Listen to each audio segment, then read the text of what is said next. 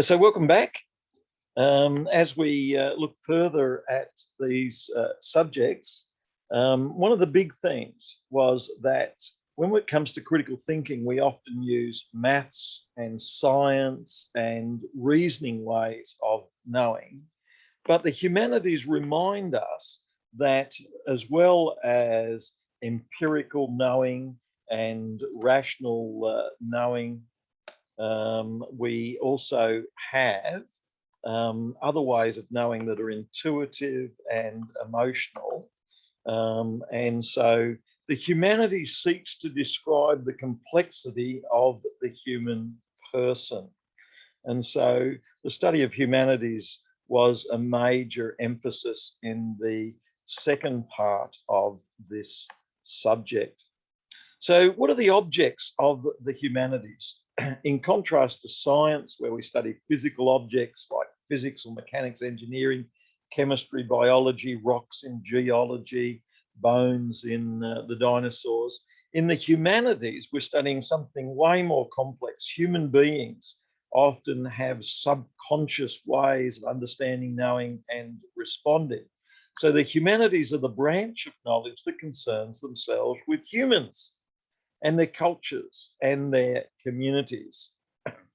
And so humanities is more challenging. In the physical and biological sciences, we can measure things fairly well. And then there's the social sciences that are closely related. But in the humanities, we look at language with the many different meanings of words. We look at literature and art and history and philosophy and books and writing. So the modern concept of humanities originated 2,000 years ago with the emphasis on the human in the Hebrew and in the Greek. And the modern conception of the humanities can be said to originate in classical ancient Greek, where the teaching of education included not only science, but it also included the study of citizenship and participation in the citizenship. So in ancient Hebrew times, you had an emphasis on wisdom. In the ancient Greek times, you have the seven arts, and in ancient times, the seven ancient arts that you learned could include architecture, sculpture, painting, literature, music, and so on. And then there were the seven ancient way educational arts. And in the seven ancient educational arts, or the liberal arts, you have grammar and language, you have logic, rhetoric, you have arithmetic, and then astronomy. But astronomy, as we saw, is mainly about what the stars and moon and sun tell us about how to grow agricultural foods, catch fish, life here on Earth, rather than exploring the planets. Also music and geometry, and it could also include other liberal arts as well. So humanities began with this holistic understanding of different ways of knowing about the human person. And there's been a resurgence of interest in the last few years and few decades on the humanities. And in many overseas countries like the USA, there's a strong emphasis on the humanities. The humanities at times has dropped out of emphasis, but then during the Renaissance and also in the 15th century, there was a renewed interest in the humanities with poetry, history, moral philosophy, encouraging other ways of thinking. And these are all other ways of knowing. And so this is the big question, Alex and Gabriella. Why is it that people in the humanities say that knowing is not just maths and science to do well in a job as an accountant or lawyer, but we also need the humanities, music and drama and poetry and gymnastics. Alex first and then Gabriella. Why do some say the humanities has value? I guess because like you were saying before, we have two sides of the brain, and they're each like people have creativity, the ability to I guess, express their creativity, and it's important to have balance between the two sides. And also the subjective self-expression. And so in art, you can self-express. In music, you can self-express. And sometimes in music and art, you've got to follow rules, but often there's a certain freedom. And even mathematicians, scientists would say you need that creative freedom as well. And maybe the difference between humanities and sciences is not as great as we say. Gabriella, your thoughts on why the humanities has value, why poetry and literature and storytelling and Shakespeare and music? I think, like what Alex was saying, the fact that different people have favor different sides of their brain and whatever. And I think we also need that to inform everything else as well. Like we can't, if we only focused on one, like if we only focused on the humanities, then we'd be discrediting other things, which I think are equally important. I don't know. Yeah. And that says something about the human person being more complex than just a form filling in person for an office. That is a truly alive person is able to enjoy music, enjoy drama, theatre. All of these are part of what it means to fully live. And God has made us with these capacities. And culture too is part of the gift of God. And so to be able to celebrate the fullness of the life that we live in and the fullness of culture, a healthy culture as opposed to some cultures which aren't so healthy in our families, in our schools, in the life journey. Humanities can be very useful. They can give us texts that we write about, and they can take us beyond just mathematical number crunching. And maths has a beauty of its own, but it's important to be aware of all of these other subjects and areas that we find meaning in.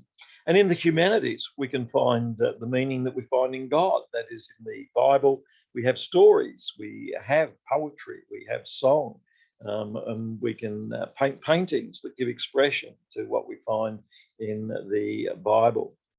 Another way of knowing is function. So we not only have the sciences and the humanities, but we also have the making of practical objects, tables and chairs, pottery, cutlery. And so craftsmen and craftsmanship is another way of knowing. In all these areas, we come back to ethics and values. That is, it's important to value your students and all the different abilities that they have. And everyone is valuable. You don't just have to have a certain type of IQ or spiritual quotient or emotional quotient. We all have value. So the sciences don't and can't fully study values of things. That takes something like the humanities or spirituality. And so we can describe something like waterproof coating or fireproofing, but it's putting it into practice where safety is outworked, that we see the real application. In the methods of humanities, just as in the sciences, we have methods of empirical measuring. In the humanities, we also have methods. Methods often have to do with interacting with people of the past. Unlike science, which is discovering things in the future, humanities often goes way back into the past. What did Plato and Aristotle write? What did the ancient philosophy people write? We look at word meanings and the meaning of speakers. We look at functional meanings. What are people seeking to achieve? What emotion are they expressing in language and drama, music and art? So the humanities touches on all of these different areas. And so I encourage you to recognize the value of the humanities, which is what we looked at in the second part. Some people try and bring science to the humanities, and one of the attempts to do this is rational choice theory. And so in rational choice theory, then people say that humans make rational decisions. Now, whether that's true or not, you'd have to debate that. So rational choice theory says that you can use science to describe the way humans behave. Others would say humans are more complex and they don't necessarily always make rational choices. Alex, do you think we could use rational choice theory, like Adam Smith says in his Wealth of the Nations, to describe that people will weigh up rational choices? Or are people more complex and their decisions are based sometimes on romance and beauty rather than weighing up utilitarian concerns? Alex? Yeah, for sure. I think that we're more complex in the way that we make decisions, because sometimes what might seem to be a beneficial decision in the short term might actually be a harmful one. And so I think that there's definitely complexity in the way that we make our decisions. Yeah, so well said. And Gabriella, your thoughts on whether rational choice theory fully explains the way people make decisions, or whether we need to look at love and kindness and grace and forgiveness and other less rational, logical decision makings? Yeah, I think at the end of the day, humans really are designed with a complexity that I don't think we're ever going to be able to conclusively say we can use this one theory to define how they think or make choices or whatever. I think it's helpful to develop some ideas that give a broad sweep, but I think at the end of the day,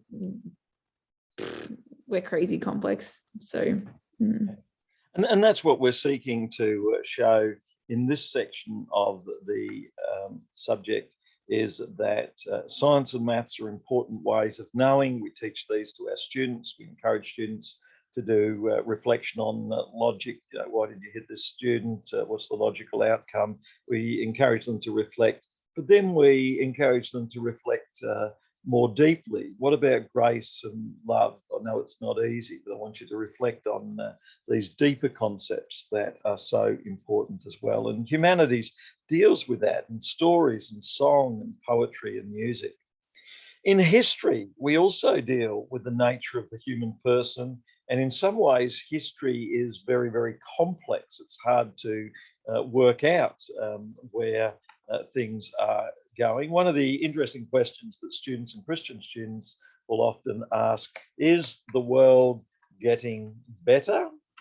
Is the world getting worse? Or is it both? Or is it complex? And so it's an interesting question. And why does the world get better? Why does the world get worse? Alex, is the world getting better or worse, or why? I think we sort of we touched on this a little bit in one of the lessons before, and the conclusion we got to was it depends what worldview you have. And so from a secular point of view, they see that more people are getting rights, and they feel like they're getting a greater understanding of the world. Whereas from a Christian point of view, we're seeing some signs that can be likened to the Revelation. And yeah, it really just depends on your view of the world. Yeah, and this is two different ways of looking. When you look at the environment, when you look at the chopping down of trees, you can see that there's a huge amount of loss. When you see many other examples of loss, one of the things that I think complexity tells us is that there are always the suffering, and this brings in the Christian side. God is with us, and God is with the suffering. So when one person suffers, then God is there with them, feeling the suffering, just like a parent feels suffering. And we are called to mission, to be with the suffering and with the poor. And so Jesus' example was to be with the suffering on the cross in order to bring about the hope of the resurrection. Gabriella, is the world getting worse or better crossing to Gabriella now for an answer to this question? I think Alex summed it up very well. I think, it depends on who you are and what you value and what you prioritize in life. Because there are definitely things that are an improvement from what they were 500 years ago.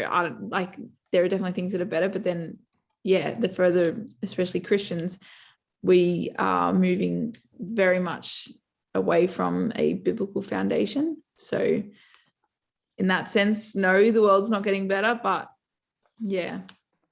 And one of the answers that you touch on there is the idea of mission. That is, that we are called to mission. And so in a world that gets better and worse and complex, there is a mission to be with the people in suffering and to help them, just as Jesus was with people in suffering.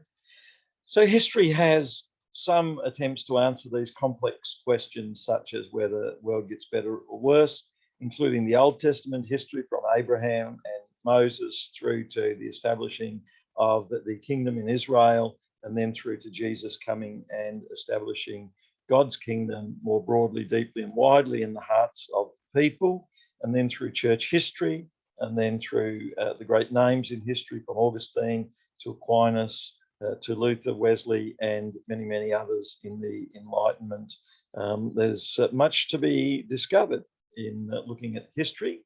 In looking at history, there are those who say, if we don't study the past, we're condemned to repeat it. And so George Orwell in 1984 novel said those who control the past control the future. And so controlling history, knowing about history, can affect the way we understand it. Winston Churchill said history would be kind to him because he intends to write it both through his writings but also through his actions. And so here are two pictures of Lenin in, this is the original, and it has certain soldiers protecting him, and then they've been photoshopped out. And so the people tend to manipulate history, but in critical thinking, we need to be aware of different ways of viewing of history. So in the week on history, we realised that history can help us build a better future. It can bring optimism, but there are also downturns as well. And I was just reflecting on, we've seen COVID, we've seen wars, and so things can happen. French positivist Auguste Comte, a sociologist, proposed that history goes through a number of stages. Others talk about survival of the fittest, and others have the idea of progress, but others talk about the Bible warning about things can go backwards as well. British historian Arnold Toynbee's study of history sought to find patterns of change and progress, whereas limits to growth argued that we can go too far. So it was the Spanish philosopher George Santayana who said those who cannot remember the past serve to repeat it. And he was teaching at Harvard, and then he retired, and they kept on sending him letters, come back, we want you to teach some more. Teachers are always meant to be teaching. How come you're retiring? And so great insights that he had. We looked at mathematics in week 5, and we saw that there was a beauty and goodness and sense of order in mathematics. And we looked at Fibonacci numbers that showed the beauty and order that's in the world. We looked at Gödel's incompleteness theorem, showing again the sense of order that's in the world in that week. So I was quite excited to look at, again, at mathematical proofs and the relationship between maths and Christian faith. That is, the same sense of order in the world is also a sense of order that you see in mathematics. Week 6, we then took this sense of order further when we looked at science, the order that's in chemistry, the order that's in many, many areas of the world. And we saw the beauty in these different areas of order in the world. And in seeing that, we then looked deeper and more fully at the sense of beauty and order in the world. And again, I think that's quite exciting to share with the students, the sense of beauty and order that's in the world that we could look at. So,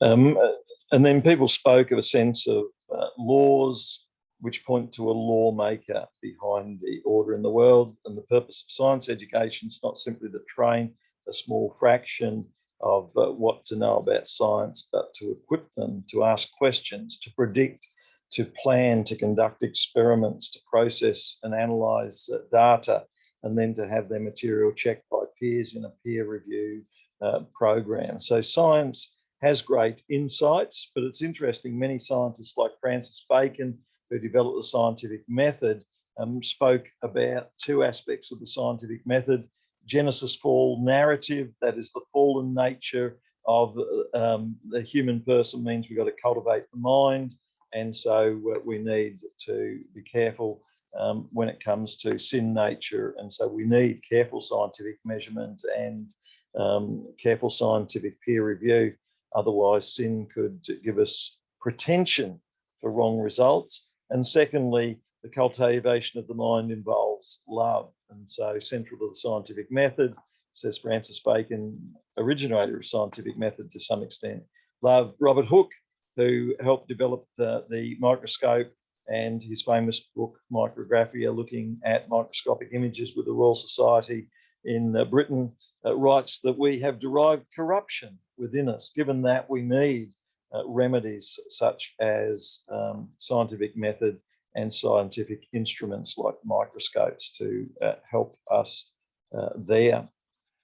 So I was excited when you look at the human person and all the systems in science, it points again to a sense of order and beauty. When you look at the order and the systems in the cells, there's a complexity there that points to order. When you look at the nature of the universe and the stars that are out there, when you look at the uniqueness of the Earth in the solar system, when you look at the uniqueness of the chemicals and carbon and other chemical elements, you see that there is a sense of order in the universe, noted by Plato, noticed in the Bible, and noticed by Isaac Newton and Einstein down through time. And so the claim that the universe is meaningless overlooks that sense of beauty. And I think that's one of the things that we're doing as teachers. We're communicating that beauty that's in the world.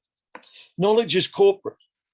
Even though we have individual knowledge, we're working with other people. The fallen senses can also be corporate. And so we have to be careful that we're not with a group of people who are thinking not well. Otherwise, groupthink can lead to danger.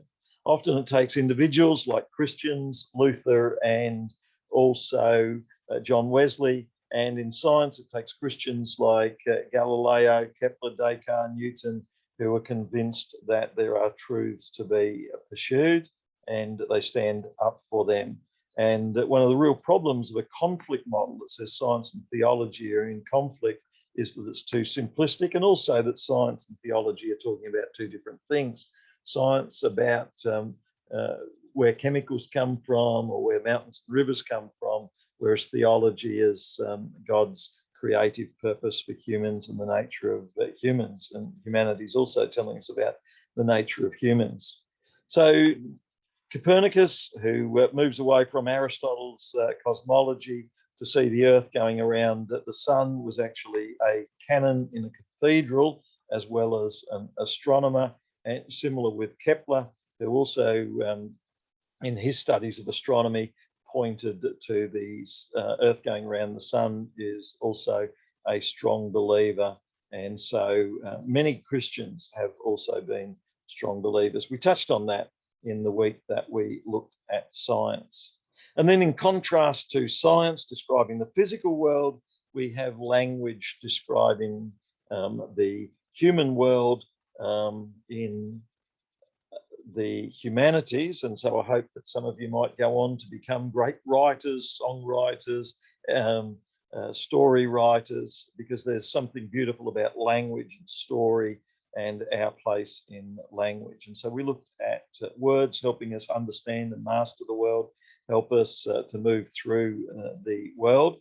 And we looked at an example of words are often more than what's said. So a mother may say to Joshua, "Joshua, what are you doing?" To which Joshua replies, nothing. And then the mother says, "Stop it immediately." And I mean, how do you stop doing nothing? Which Joshua replied. And that's because from past experience, the word nothing meant he was doing something that he shouldn't be doing. So words can mean the opposite. Words can include irony, and we see that in Old Testament and New Testament.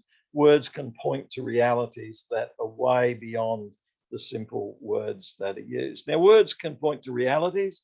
In Romeo and Juliet, what's in a name that we should call a rose by any other name it would be? Just a sweet. So that takes us back to the beginning where we're talking about correspondence theory. That is, the word a rose corresponds to the reality of a red or white or yellow flower that we call a rose.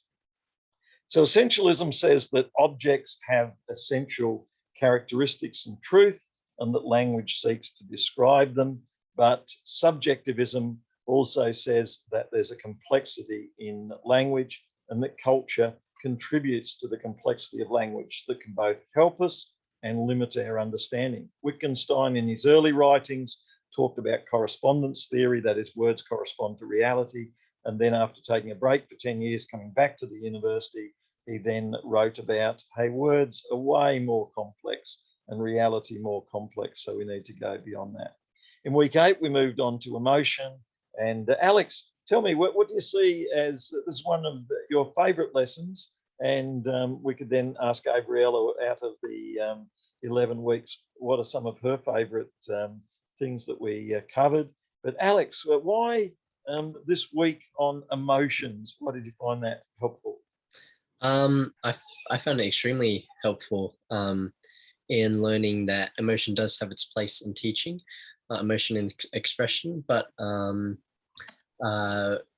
we need to learn between the balance of when it's going to be effective in teaching and how it's going to benefit our students.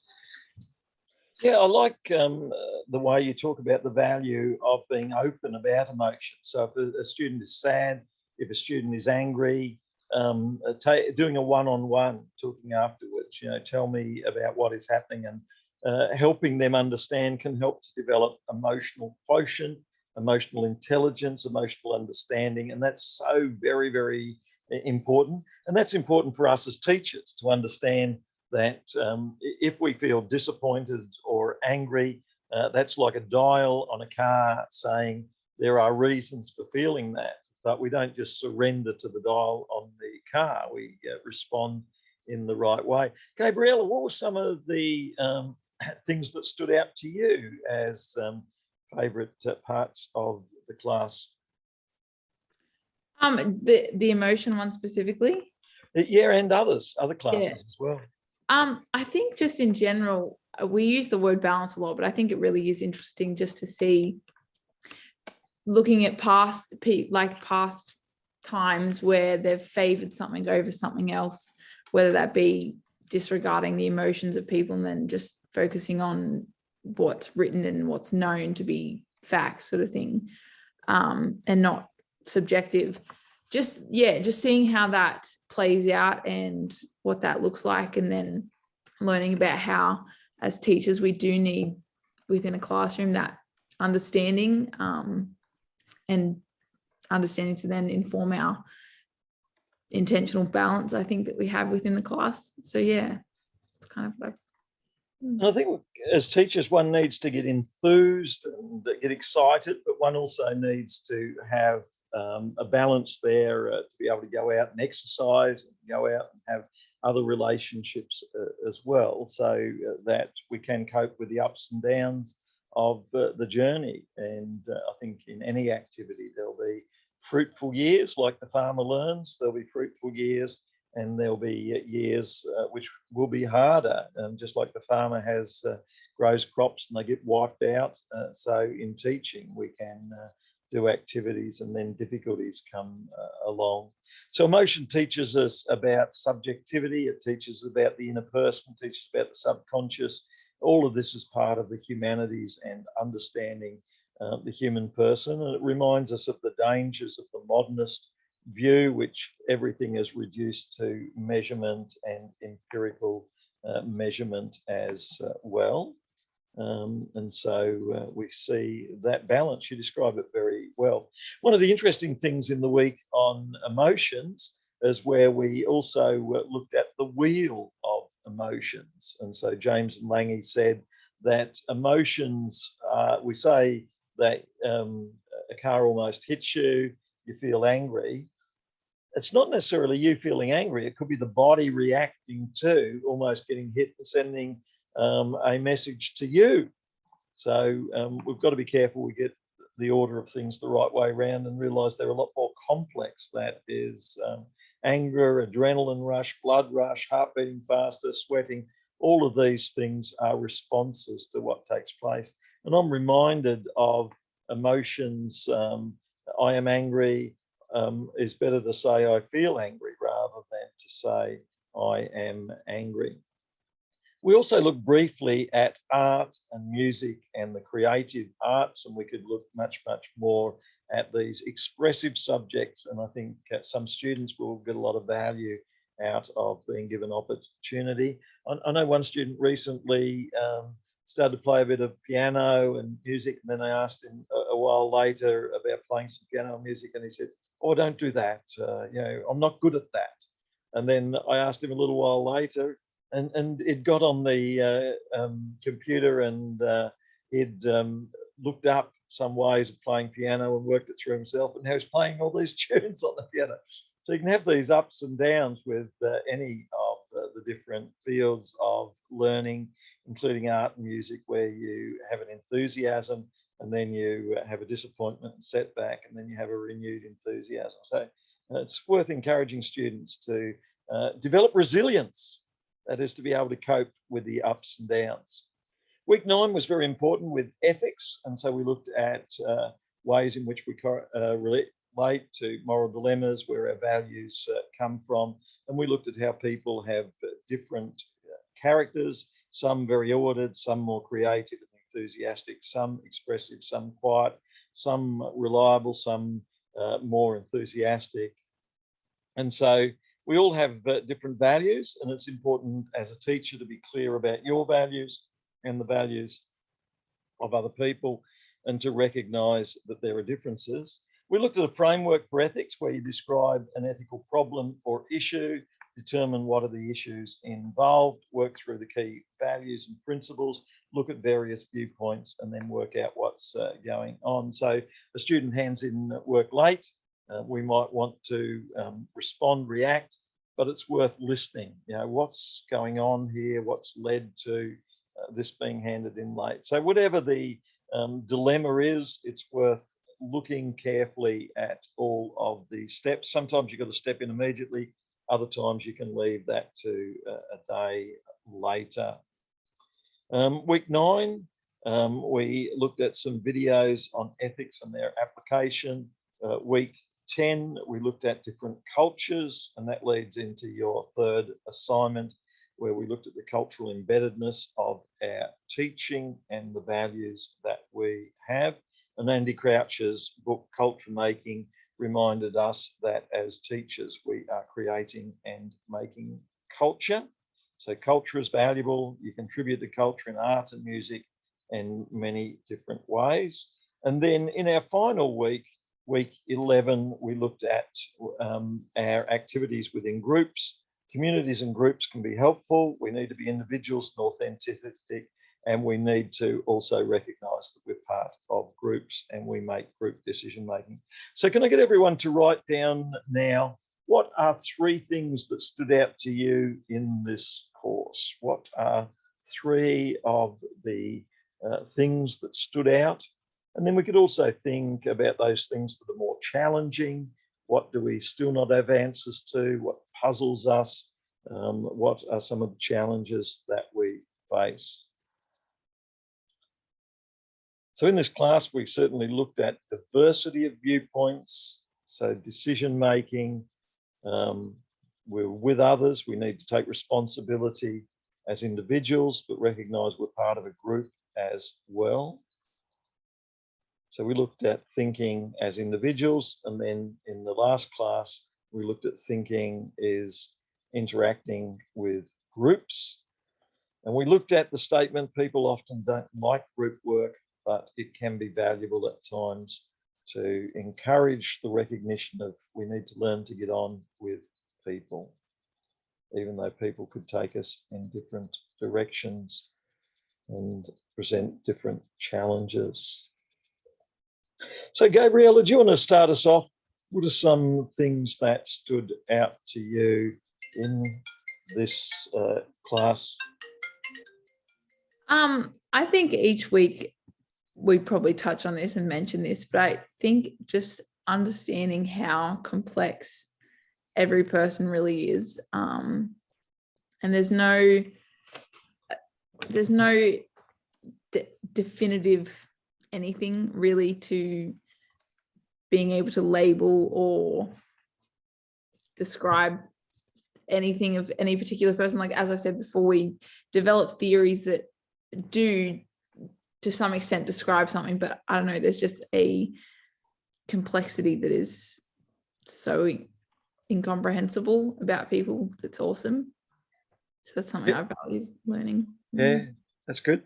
Abby, what stood out to you in this class?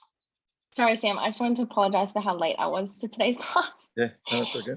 Well, I'm just going back through all my lecture notes from the couple weeks, and I know we talk about this a lot throughout every sort of lecture, but learning about Wesley's quadrilateral and the four major truths that we experience, because that's just something that's just reoccurring, constantly coming up in my life. And also, I feel like this subject has been very interesting to engage in more scholarly, I guess, resources and things, which I'm not particularly great at, which is still something that I'm, I guess, finding a little bit challenging. But like Plato, like his allegory, and Socrates, and just their methods of teaching and stuff. So yeah, and sorry there, and Alex, what stood out to you? Yeah, a few things. One was I really enjoyed learning about our different ways of knowing, how they compare to the ancient philosophers' discoveries, and how they differ from different communities. And then I also really enjoyed, well, I guess not really enjoyed, but what sort of stood out to me was sort of what like Gabriella was saying, the complexity and diversity of each of us as individuals, and yeah, our differences. Yeah, so good. So thank you each one for being a part of this class. I've enjoyed working through with you, and I encourage you to take some of the lessons that you've learned about thinking, critical thinking, and also to take some of the lessons that you've learned about applying it to the classroom and teaching, some of the lessons that you've learned about the Christian faith and how our Christian understanding can be very central, important to us. I'm sure you'll be blessed. There's a great deal to learn, and I'm sure you'll each one do well. I've really appreciated being a part of each one. So thank you, each one, and I'll catch you shortly in your assignments. All right. thanks, Sam. Thanks then. Bye-bye. Bye. Thank you.